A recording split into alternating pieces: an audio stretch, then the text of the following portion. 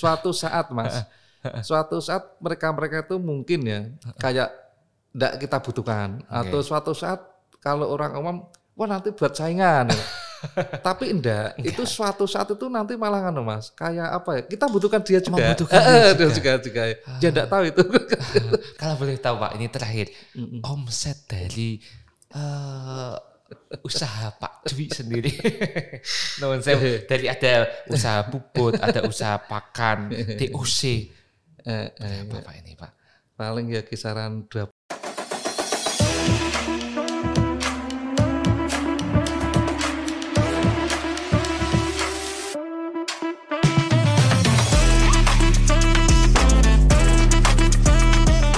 Hai, assalamualaikum warahmatullahi wabarakatuh. Jumpa lagi dengan saya Ahmad Sebron di TH Podcast. Inilah kata-kata kita.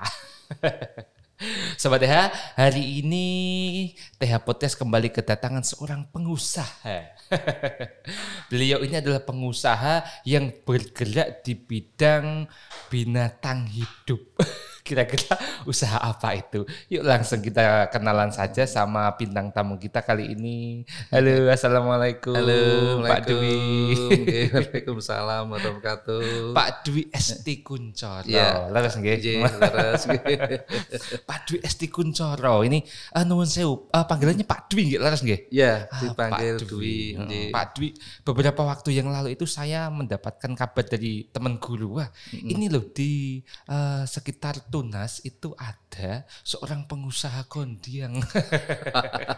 Kelebihan. Mungkin kelihatannya kalau dilihat orang itu usahanya itu tidak terlihat, tapi ternyata luar biasa dari sisi alhamdulillah, dari sisi omsetnya. Amin. Dari sisi dibutuhkan masyarakatnya. Amin. Kalau boleh tahu Pak Dwi, usaha nopo niku Pak, atau usaha apa yang panjenengan sekarang sedang geluti Pak? Iya. Yang saya geluti itu usaha di bidang ayam. Oh, di bidang ayam. Fokus untuk ayam pejantan. Oh, fokus untuk ayam pejantan. Iya. Jadi memang jual beli ayam niku Pak. Iya. Kenapa kok memilih ayam pejantan Pak? Kok enggak ayam pedaging? Kan selama ini kan yang dibutuhkan masyarakat itu banyak ayam pedagingnya nyuwun sewu Pak. Iya. Kita memilih itu kenapa? Itu kan juga kepengen juga ada yang pedaging, tapi mungkin waktu itu pasarnya kurang pas, jadi kalah pasar gitu ya. Kalah pasar. Terus karena ada peluang sedikit di ayam jantan, baru pindah ke jantan. Ya alhamdulillah berkembang. Berkembang. Berkembangnya seperti apa itu Pak sekarang Pak? Ya kalau dari dulu itu bisa jual ayam kisaran 10 sampai 20 ekor.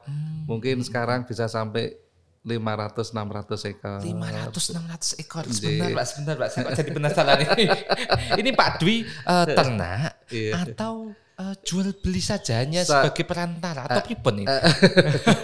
Sebenarnya saya itu ada modelnya mitra bebas sama peternak. Jadi saya tuh kayak mendirikan toko unggas gitu, poultry shop gitu.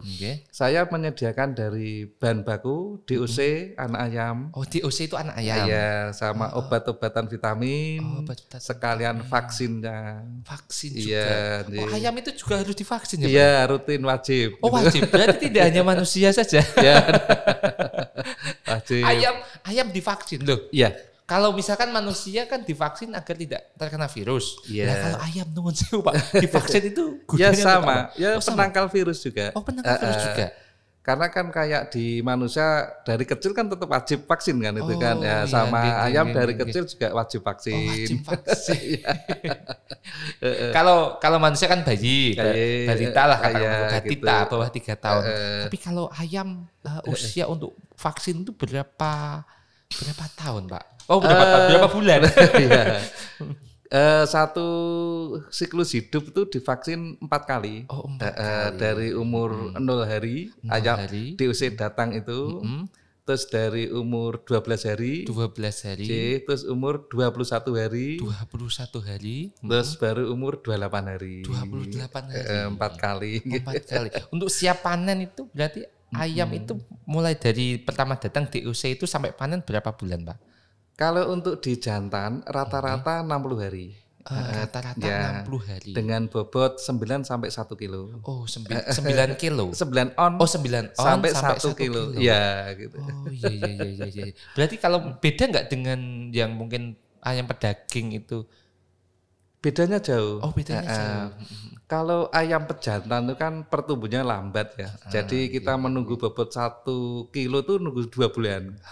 Tapi kalau ayam pedaging memang khusus dia diciptakan sama profesornya pertumbuhan cepat. Jadi, Pertumbuhannya cepat. jadi dia di apa namanya kayak dipaksa harus lemu, harus gemuk, suntik, harus gemuk gitu. Bahasanya begitu. Dia sekarang umur 30 sampai 35 tuh udah bobot 2 kilo. Itu cepat ya. Cepat. Tapi kualitasnya mungkin juga beda ya, Pak ya. Ya, kalau pembedanya kalau ayam pedaging kan mungkin banyak lemaknya. Dia gemuk kan gitu. Tapi kalau ayam jantan kan asumsinya kurang lemaknya. Iya. Biasanya Pak Nuwun Sewu. Kalau ayam pejantan itu biasanya yang nyari itu sinten Pak, perumahan atau rumah tangga atau bagaimana? Ya. Memang kalau untuk jantan pasarnya beda. Pasarnya. Sementara ini masih di kalangan rumah makan sama warung Lamongan. Kalau ibu rumah tangga masih keberatan di harga kayak. Iya. Tapi dengan kemajuan ini catering sudah mulai nginjak cateringan itu.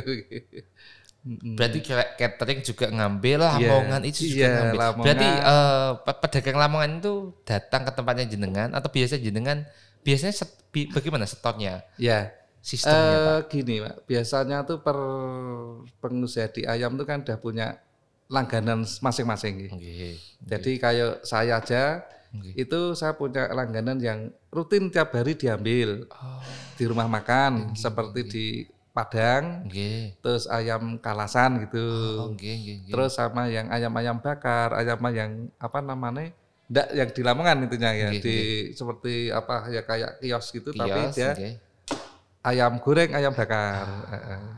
Terus yang apa namanya untuk mereka kalau untuk yang sudah langganan tuh rutin tiap pagi mesti pesan. Mesti pesan. Tiap pagi pasti pesan ya. Kalau untuk yang Lamongan itu tiap hari sama pesan, tapi kadang dia mintanya ada yang dibubut, ada yang hidup. Itu kurang tahu saya kalau itu. Ada yang dibubut, ada yang hidup. Ya. Jadi pagi pesan, Pak tolong potongan ayam sekian. Terus atau dia tidak motongkan, datang saya ambil hidup saja. Lah itu. Iya. Berarti jenengan juga punya usaha bubut itu? Iya, alhamdulillah. Gatuannya bubut. Bubut itu kan berarti ada mesin bubutnya itu Pak ya? Iya. Kemudian prosesnya pripun itu bubutnya Pak? Ya.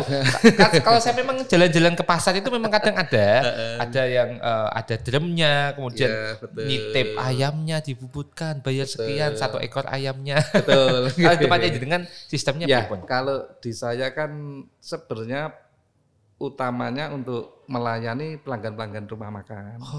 Tapi karena namanya juga ada apa namanya untuk sampingan. Nanti tetangga-tetangga kan ingin ikut bubut ke apa namanya gitu. Iya. Juga ingin bubut ke karena dia kalau ke pasar kan jauh. Nuwun sewu jenengan tempat usahanya ten pundi? Saya di Luboyo. Luboyo. Iya. Kalau pasar terdekat ya di Citrangkil sama sana di Puri Pati ya. Itu kan jauh. Jadi desa-desa sekitar Luboyo ya paling dekat di situ, Luboyo.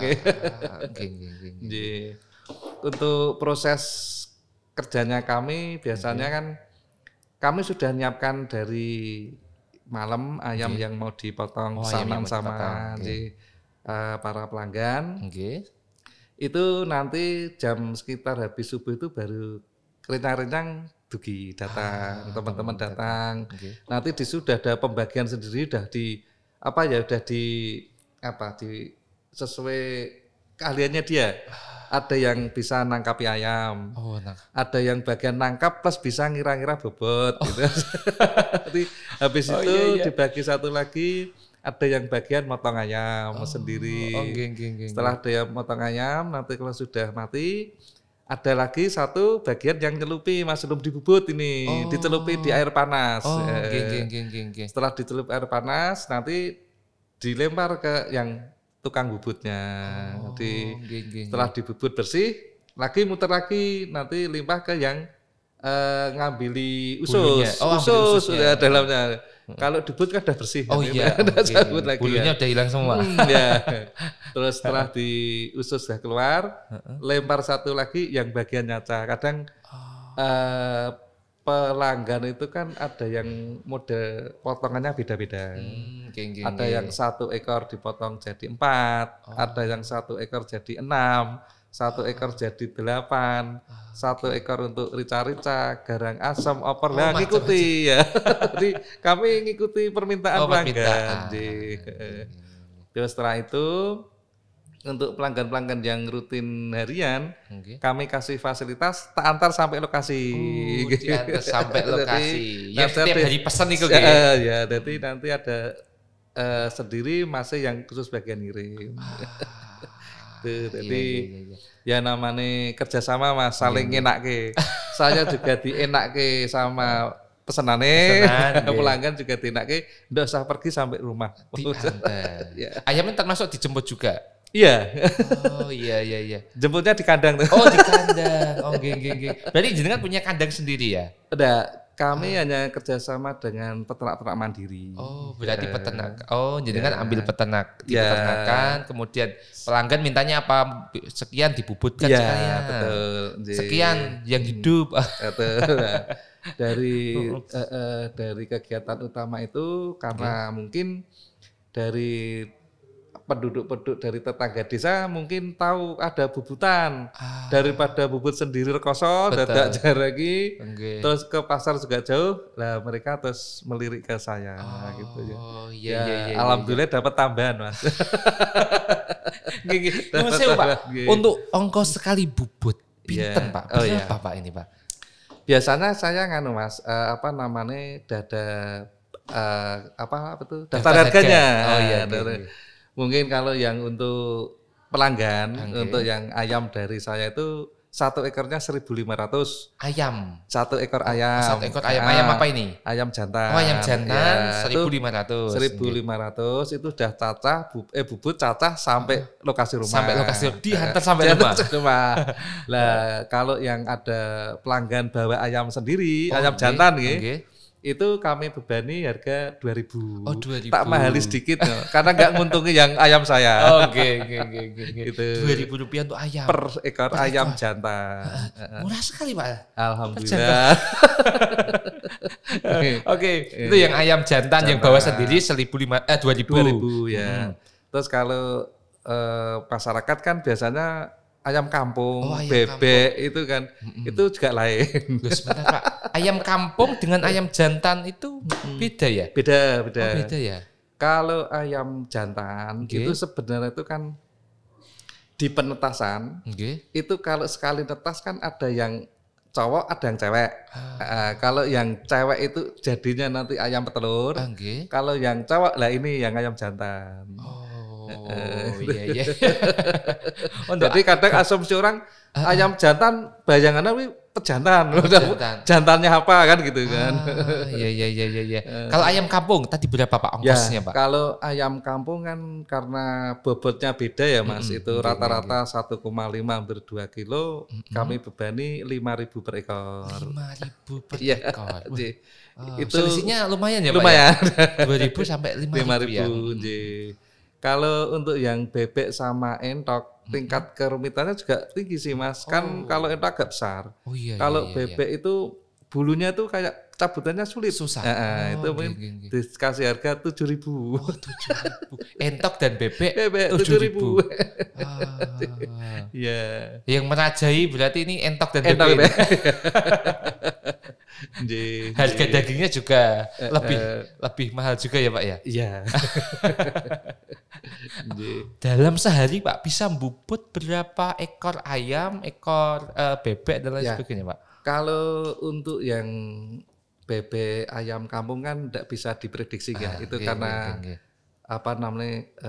kebutuhan dari masyarakat sendiri kan dia mau makan ayam atau tidak kan enggak bisa namanya enggak bisa diprediksi. Bisa prediksi, Pak, diprediksi gitu lah.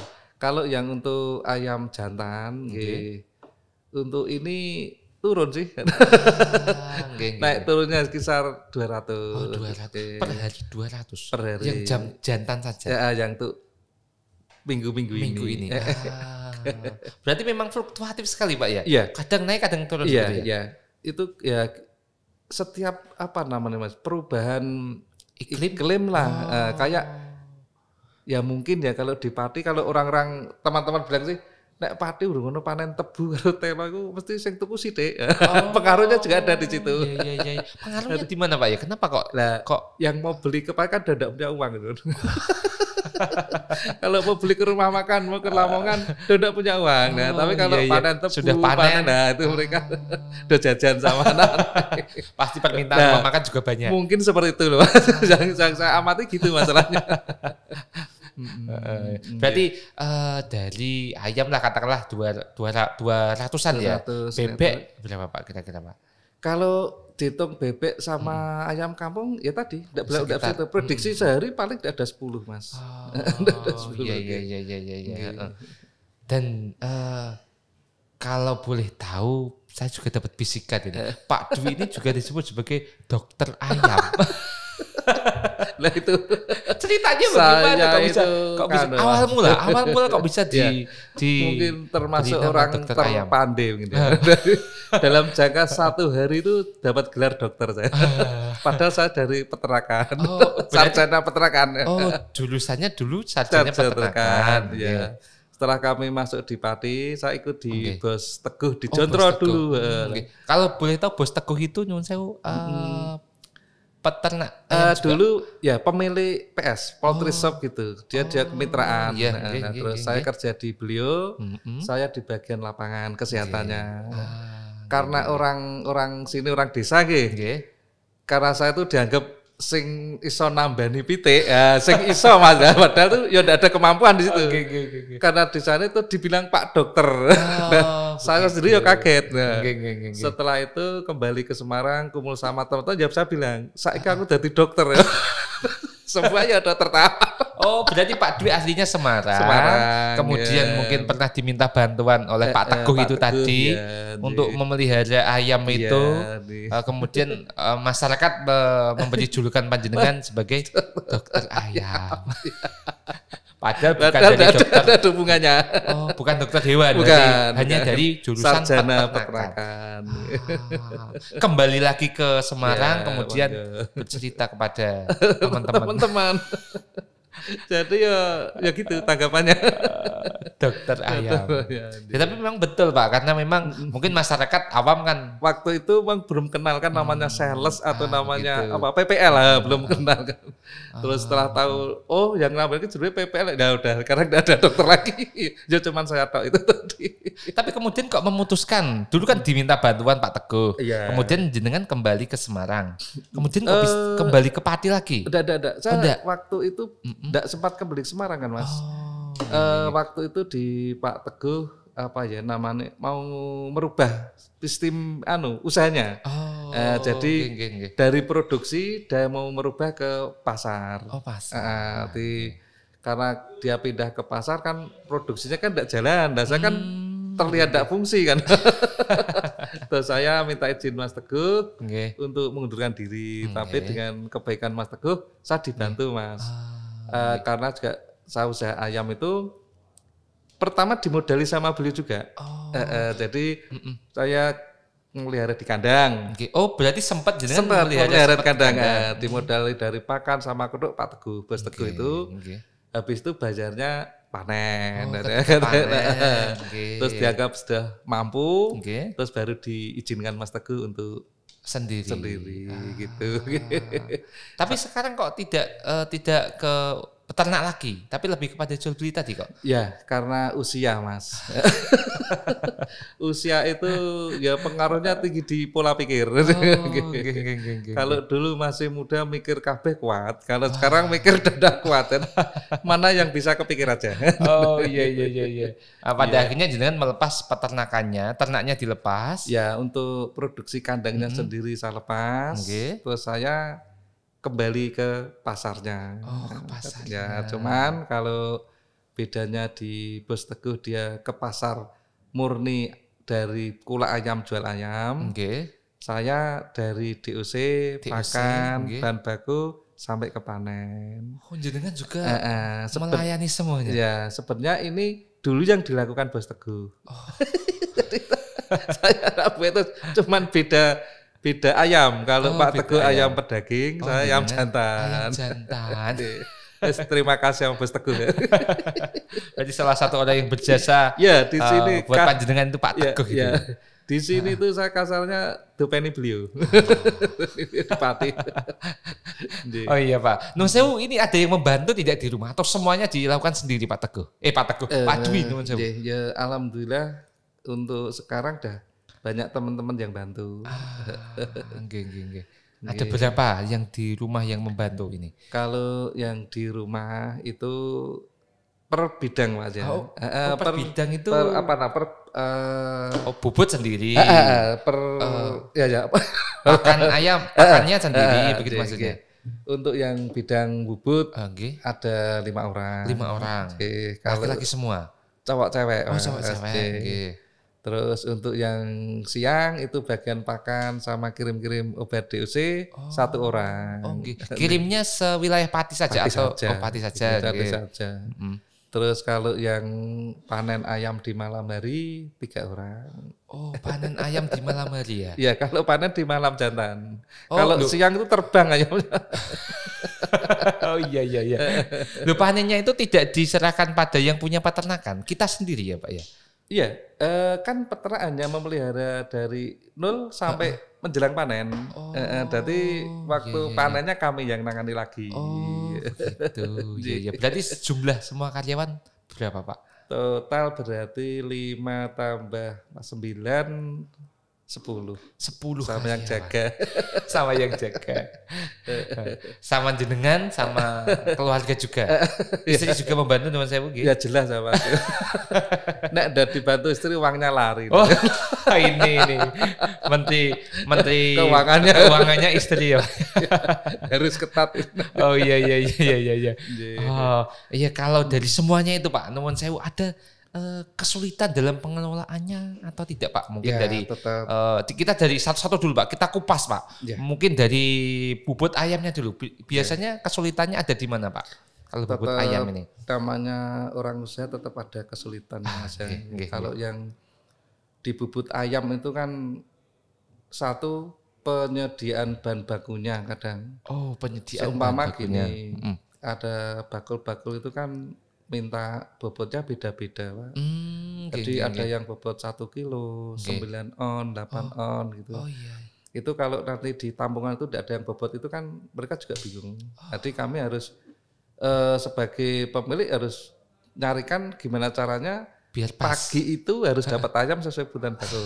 Jadi saya sama yang satu itu cari ayam, di rumah tetap yang bubut.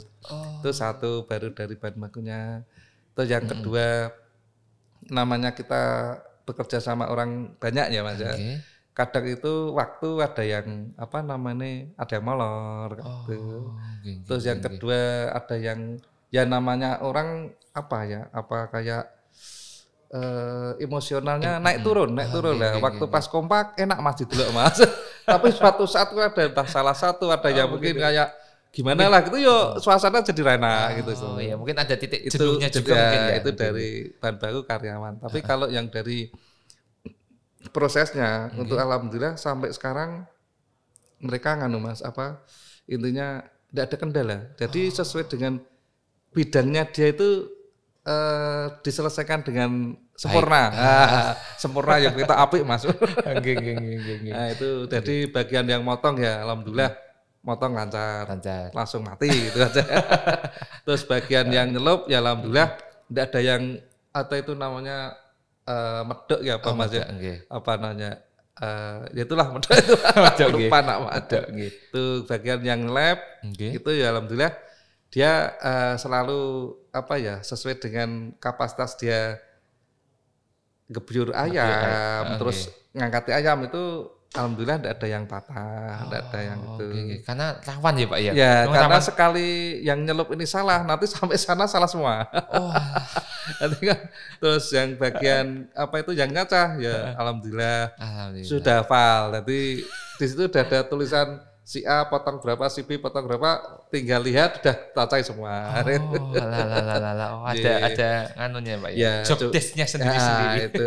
Itu lancar Pak ya. Lancar, Nah, sekarang kan gini. pertanyaan kembali yang kendalanya tadi. Kendalanya, nggih. Kendalanya biasanya satu listrik mati kalau yang di pagi hari. Kan kami kerjanya di pagi ya. Kami waktu itu sedia genset, tapi ternyata karena sudah akhir-akhir ini tidak ada kematian, gensetnya kan rusak, tidak kepake. Nah itu kalau dikhawatirkan kalau listrik mati tidak bisa Mas, nyedot airnya untuk pada kebutuhannya air tinggi. Itu satu. Berarti listrik itu hanya untuk air ya? Sama mesin bubutnya? Ada air aja. Wah, lah mesin bubutnya itu Pak? Pakai diesel. Oh, pakai diesel. Terus Nggih. penerangan juga kan. Oh, nggih. Kan tidak bisa kerja juga. Terus kedua kalau namanya mesin itu buatan manusia kan ada ngadatnya. Lah di situ biasanya itu agak panik. Ya alhamdulillah dari salah satu karyawan saya itu agak pinter gitu. Jadi ada mesin mati langsung cekatan. Oh, ada yang dan jadi bisa hidup. teknisi. Oh iya. Mesinnya ada berapa Pak mesin bubutnya untuk mesin? Kalau yang dipakai satu, yang satu untuk cadangan. Oh, yang satu untuk cadangan. Tetap ada cadangan Mas. Namanya motong sebegitu enggak ada cadangan kan repot nanti. Oh, kendalanya macam-macam tadi Pak ya. Macam-macam Mas bener sih. Tapi dianggap enak itu aja lah.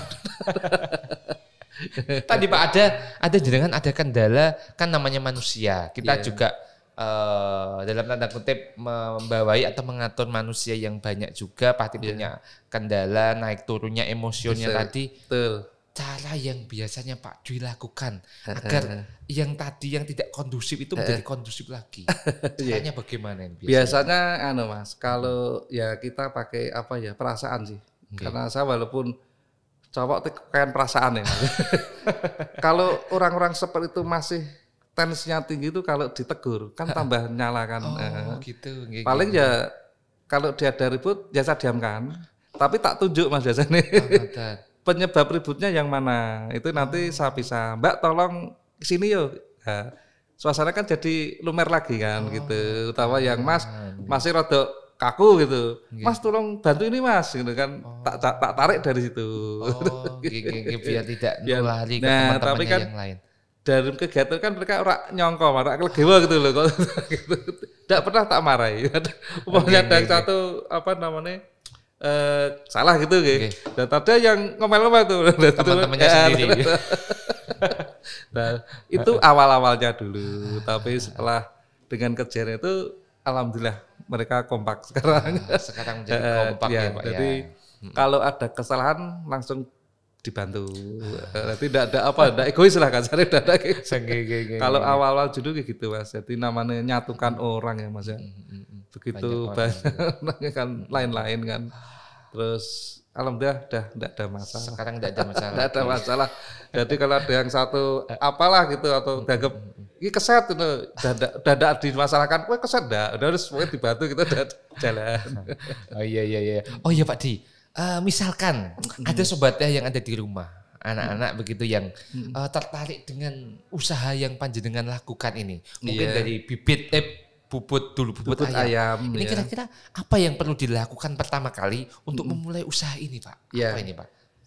Sebenarnya kalau berlatihnya bubut tuh semua orang bisa. Oh semua orang bisa. Nah ini tergantung dari Pak Sobirin. Ini maksudnya untuk arah usahanya atau cuman bekerja bubut? Nah itu aja. Kalau arah usahanya Pak, kita membuat usaha bubut ayam itu bagaimana Pak? Oh iya. Kalau bubut ayam Mas, kalau menurut pribadi saya Mas kalau hanya mengandalkan kita buka bubut ayam, menunggu orang membubutke gitu, membubutkan ya kemungkinan itu agak sulit. Karena namanya orang itu kan jarang mesti motong ayamnya sendiri. Terus punya ayam sendiri juga kan tidak mungkin kan gitu kan. Kalau ingin di usaha pembubutan, minimal dia harus punya pasar dulu untuk rutinitas. Nah, contoh kemarin gini, seumpamanya saya itu dulu saya buka bubutan dulu, saya buka bubutan, saya kan tidak ada aktivitas kalau tidak ada orang datang bubutke. Nah, kan. Satu hari tidak ada bubutke, 2 hari akhirnya terlihat apa sepi. Nah, kan malas kan Mas akhirnya gitu. Nah. Wes pada malas, siang hari waktu ada acara ada yang bubutke. Nah, ora dilayani usahaku, dilayani arek lunga kan gitu kan. Nah, itu kemungkinan untuk tingkat kegagalannya tinggi. Oh, tinggi. Lah kalau dia ingin dibubut ada 2. Satu, murni bubutkan itu dekat keramaian atau pasar. Pasar gitu ya. Itu kalau pasar kan semua orang mesti lalu lalang. Tapi kalau di rumah sulit. Oh, sulit. Kalau bisa di rumah kayak saya, yang saya lakukan itu kan karena saya ditopang dengan tiap hari ada kegiatan.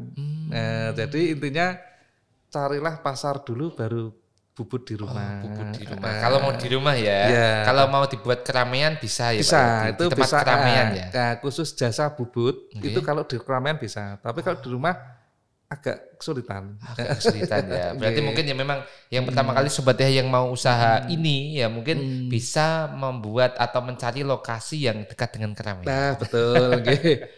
Atau kalau yang di rumah itu bisa ramainya kalau hari raya saja. Oh, hari raya. Kan nanti kesannya kok usaha kok buka tutup gitu kan ya. Oh iya. Nanti kalau untuk rekan-rekan yang kepengen ya memang lokasi. Kalau ingin rutinitas harian hanya jasa bubut, ya di pasar tadi. Di pasar ya Pak ya. Walaupun tidak di pasar, di pinggir pasar lah kasarnya. Intinya banyak yang lalu lalang gitu aja. Oh, banyak yang lalu lalang pokoknya. Banyak orang begitu ya. Ya jangan yang Simpang 5. Tidak boleh. Nanti diangkut Satpol PP malah. Gitu. Oh iya. Modalnya sendiri Pak, untuk bubut ayam sendiri kira-kira butuh modal berapa Pak untuk usaha ini Pak? Murah Mas. Murah. Murah. Berapa itu? Itu kalau kita beli semua ya Mas ya. Itu sekarang itu alatnya bubut. Alatnya ya. Itu saya beli di Kudus tuh kisaran 3 sampai 4 juta. Oh, alatnya 3 sampai 4 juta. Terus mesin yang bukan dinamo yang pakai bensin lah, mesin motornya lah kan. Motornya Itu tergantung jenisnya. Ya yang merek semakin bagus harga semakin mahal. Oh. Ya kisaran yang naik turun tengah-tengahnya saja. Kisaran 2 sampai 3. Gitu. Tadi alat bubutnya 3 sampai 4, kemudian motornya 2 sampai 3. Katakanlah 6 lah katakanlah 6. Itu udah kemudian bisa langsung bubut. Oh, bisa langsung bubut. Cuman kalau yang kecil-kecil kan kayak peso, kayak ember kan enggak begitulah. Tidak masuk hitungan. Atau juga airnya Pak. Kalau air setiap hari jenengan habis berapa Pak Nyuwun sewu? Kalau hitungan air ya enggak bisa ngitung sama saya. Per bulan bayar air berapa? Bang sumur sendiri. Gimana ini? Intinya gini aja. Kalau mesin bubut yang harus banyak air gitu. Begitu ya. Oh, pokoknya siap sedia air gitu ya. Air. Kalau paling bagus ya punya sumur sendiri gitu. Harus jangan sampai putus itu aja. Karena pokoknya ngalir terus. Ngalir terus. Kalau enggak ada air ya kasihan nanti yang motong, kan kurang bersih juga sih. Oh iya. Pokoknya untuk menjaga kebersihan, kehigienisan. Ya betul. Air pokoknya mengalir terus ya. Betul. Kalau bayar listrik Pak, dengan setiap bulan kira-kira rata-rata berapa Pak? Karena di saya tuh gabung dengan rumah ya Mas. Enggak ada 100. Enggak ada 100. Kan kalau mesin bubut kan enggak pakai mesin, cuma pakai listrik, hanya penerangan saja. Oh, hanya penerangan ya. Oh iya, hanya airnya saja tadi. Air yang pakai tadi sanyonya aja kan. Enggak ada 100. Kalau boleh tahu sekarang juga Pak. Tadi kan yang mesin bubut. Sekarang Pak Dwi kan juga punya usaha di bidang tadi pengiriman obat, pengiriman yang lainnya. Misalkan ada juga sobatnya yang kok saya tertarik dengan ini untuk supplier atau pengiriman obat atau pakan ternaknya. Kira-kira yang dibutuhkan apa Pak ini Pak? Bisa, yang jelas satu punya alokasi untuk toko Mas ya. Toko kecil atau dulu aja apa-apalah untuk bahan-bahan yang mau dijual di situ. Terus yang kedua itu yang jelas dia harus tahu wilayah-wilayah peternaknya. Semuanya kalau di sini mungkin di daerah Trogowungu juga banyak peternak. Mungkin pendidikan sana juga cocok. di daerah saya sendiri aja ada banyak peternak juga. Di Pati banyak peternak. Itu intinya dekat-dekat itu satu. Itu yang kedua ya lokasi apa tuh tadi ruko lah, ruko sendiri atau di rumah. Kalau untuk pengembangannya dia harus promosi atau kenal sama peternak-peternak. Harus kenal dengan peternak. Jadi intinya kalau sekarang kan banyak penjual sih Mas. Jadi mereka sudah peternak itu kalau sudah langganan begitu ya. Sudah langganan. Jadi kalau dia buka terus satu dekat peternak atau main ke peternak kan bisa ketok tular kayak gitu. Berarti ya paling aman untuk mengawali ya bubut saja daripada daripada pengiriman itu tadi ya. Ya, kalau untuk yang obat sama produksi lah bahan baku gitu ya minimal harus belajar tahu ayam dulu lah gitu. Nanti kalau ditanya atau Mas pitikku sakit gini kan bingung nanti obatnya apa nanti ini gitu. Wah berarti juga harus belajar tentang ayam juga ya. Itu harus minimal. Tapi tidak harus dari jurusan peternakan juga kan? Ada. Mudah dihafal ke Mas. Buka YouTube biasanya. Buka YouTube ya. Tapi beda Pak, belajar dari YouTube dengan belajar dari orangnya langsung, ahlinya langsung. Beda. Tapi misalkan ini Pak, nanti misalkan Sobat TH mau belajar ke tempatnya jenengan bersedia apa mboten? Monggo bebas, silakan. Yang suka sama ahlinya. Kok dari dunia pendidikan sih. Dari teman-teman yang mau mendirikan aja di lingkungan ya silakan, tidak usah. Banyak teman-teman yang ke rumah belajar mesin bubut, dia tanya semua, terus mendirikan bubutan di sana. Banyak itu kan, ya tidak masalah. Namanya rezeki Mas. Jadi kan nggak merasa tersaingi. Alah Mas. Enggak. Dioyak model apa ya ketemu. Oh iya, rezeki sudah ada yang mengatur ya Pak ya. Dinteni ya ora teko. Oh iya. Malah dengan kita berbagi akan menambah ilmu, menambah saudara. Amin. Suatu saat Mas, suatu saat mereka itu mungkin ya kayak tidak kita butuhkan atau suatu saat kalau orang umum wah nanti buat saingan. Tapi enggak, itu suatu saat itu nanti malah kan Mas, kayak apa ya? Kita butuhkan dia juga. Dia juga. Dia enggak tahu itu. Mungkin sebagai tempat untuk saling kadang gini. Belajar ya. Kadang gini. Orang-orang seperti itu nanti kan kayak kita butuh contoh ya. Kalau yang di mana ini ya? Contoh sana itu apa namanya? Itu nanti juga saya ada kebutuhan di wilayah sana, kita bisa untuk informasi juga. Pak aku tolong iki piye ya gitu. Kadang informasi untuk peternak atau informasi untuk rencang-rencang di sana kan gitu. Jadi jangan diambil kalau kita usaha ayam, yang belajar ayam nanti kita imbal balik juga harus di ayam. Juga enggak bisa Mas. Berarti memang semakin banyak teman juga semakin baik ya. Bagus. Ya menurut saya gitu sih. Iya, persis Pak yang disampaikan oleh Menteri Nadiem Makarim Pak. Gitu. Menteri Pendidikan kita, apalagi kita akan lembaga pendidikan Pak ya. Memang Pak Nadiem Makarim itu menyampaikan di masa depan yang dibutuhkan siswa itu bukan kecerdasan akademik. Memang itu penting, tapi bukan yang utama. Yang paling utama adalah kemampuan untuk beradaptasi dan kemampuan untuk bekerja sama dengan teman-teman sekitarnya. Betul kados ini. Betul ya. Pak Dwi malah sudah mempraktikannya, bisa bekerja sama dengan teman-teman, bisa beradaptasi dengan lingkungan.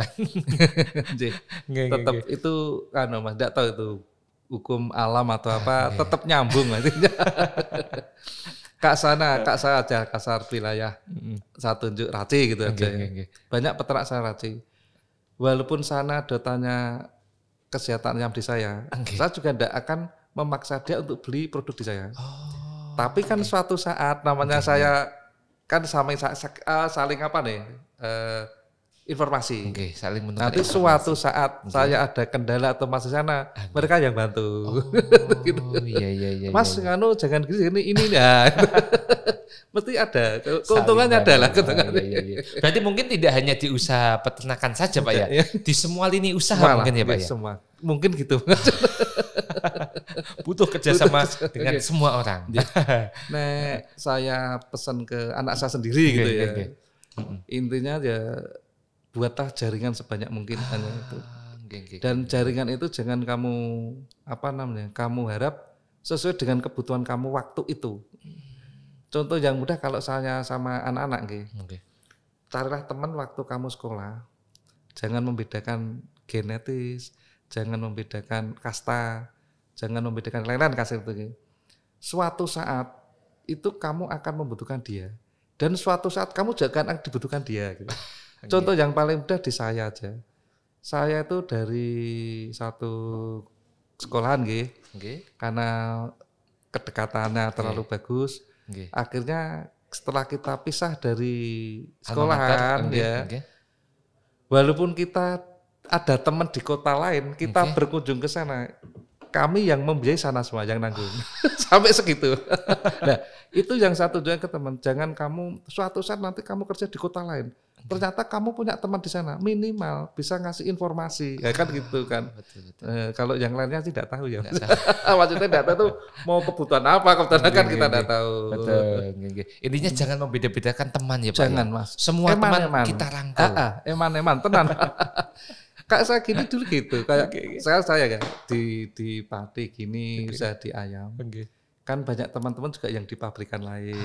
Nanti kita ada kebutuhan sana nawari. Di satu sisi dia punya saudara Pak Dwi, saya ada adik mau ke pati, ada acara gini-gini. Nah, minimal kan tidak harus ayam sama ayam kan, tetap saling membutuhkan. Iya betul.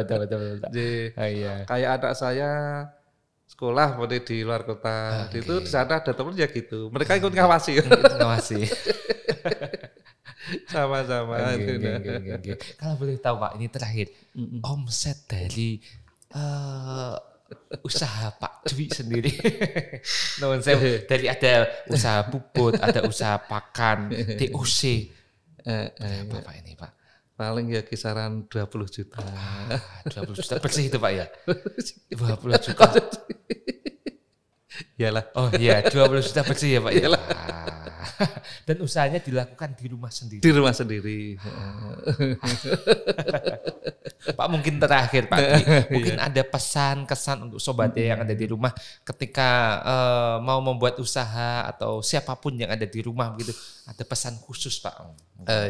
Ya mungkin untuk rekan-rekan yang mau buka usaha, yang jelas banyak disiapkan untuk ilmunya dulu. Maksudnya ilmu dari kesiapan mental, kesiapan jaringan untuk usaha, kesiapan untuk menghadapi naik turunnya usaha, harus disiapkan semua. Kalau dari 3 itu tidak disiapkan, mungkin kita akan mudah jatuh. Nah, itu. Terima kasih Pak Dwi atas ilmu yang luar biasa ini. Sama-sama. Pasti sangat bermanfaat bagi anak-anak, bagi sobat yang ada di rumah.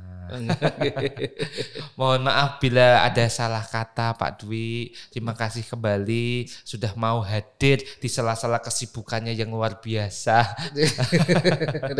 Kami longgar terus kok. Pokoknya terima kasih pokoknya Pak. Sama-sama, karena ilmunya sangat bermanfaat ini. Sama-sama. Baik Sobat DH, itu saja yang mungkin dapat kami perbincangkan. Semoga apa yang kami perbincangkan ini bermanfaat bagi kita semua. Dari saya Ahmad Sobiran, sampai jumpa lagi di podcast selanjutnya. Assalamualaikum warahmatullahi wabarakatuh. Waalaikumsalam warahmatullahi wabarakatuh.